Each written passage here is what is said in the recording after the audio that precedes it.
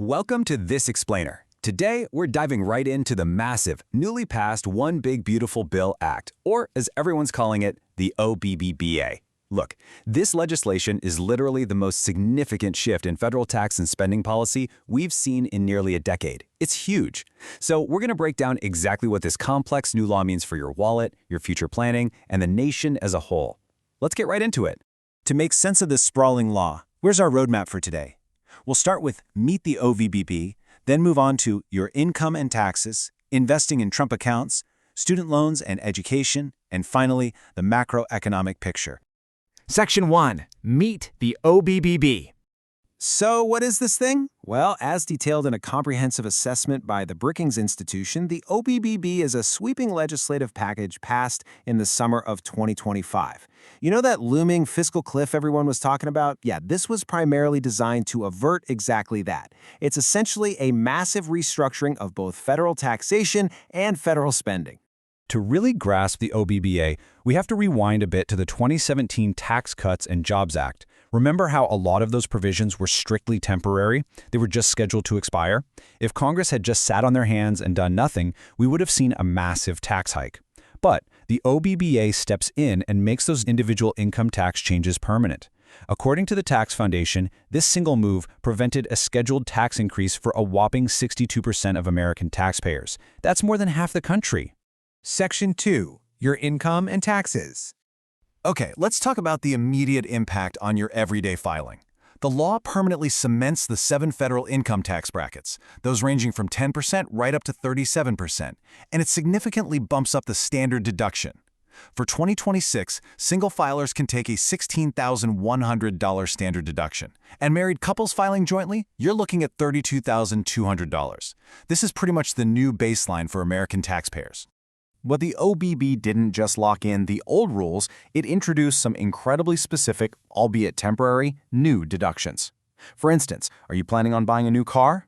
If it was assembled right here in the US, you can now deduct up to $10,000 in auto loan interest. That's pretty wild, right? Plus, they've added new carve-outs for voluntary tips, premium overtime pay, and a very specific $6,000 bonus deduction just for seniors age 65 and older. Now, if you're someone who itemizes your deductions, pay attention to this number, $40,400. Previously, the state and local tax deduction, the SALT deduction, was capped at a flat $10,000. Well, the OBBBA has significantly bumped that limit up to $40,400 for most filers. If you happen to live in a state with high income or property taxes, like New York or California, this is an absolute game changer. It massively increases the amount of money you can shield from federal taxes. So what's the net result of all these tax tweaks? Generally, it means more money in your pocket. Based on the Tax Foundation's 2026 modeling, we're seeing an increase in average after-tax income straight across the board. The bottom 20% of earners see a 2.6% boost, while middle to upper earners, we're talking the 60th to 80th percentile, actually see the largest percentage boost at 6.3%. Section 3. Investing in Trump Accounts. Now, for traditional retirement savers, the news here is pretty straightforward and positive. Contribution limits for 401ks are rising to $24,500, and IRAs are bumping up to $7,500. And a big sigh of relief for investors, long-term capital gains tax brackets, they remain totally unchanged at 0%, 15%, and 20%. So if you are sweating over higher taxes on your stock or real estate sales, you can relax. The current structure remains perfectly intact. However, the absolute biggest novelty in the investment space right now is the introduction of a brand new vehicle called the Trump Account. This is a tax-advantaged savings vehicle designed specifically to help families accumulate wealth for their kids over the long haul. Basically, you can throw in up to $5,000 a year in after-tax money, and those earnings, they grow tax-deferred.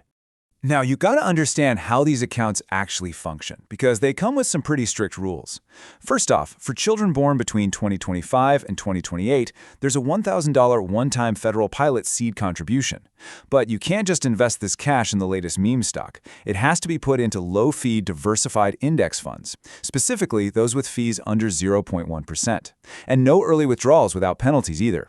But here's the real kicker. When the child turns 18 and can finally withdraw the funds, those qualified withdrawals are taxed as ordinary income, not at those much lower capital gains rates. Section 4. Student Loans and Education. Shifting gears a bit, Let's talk about how we pay for higher education. The Department of Education has laid out 4 major steps authorized by this law. The absolute most drastic change? They are completely eliminating unlimited borrowing under the Grad Plus program. It's gone. Instead, the law establishes new, strict loan limits for graduate students and actually allows programmatic loan caps. It also simplifies things by creating a new tiered standard repayment plan that officially eliminates negative amortization. That's really just a fancy way of saying that as long as you make your required payments, your overall loan balance won't secretly keep growing.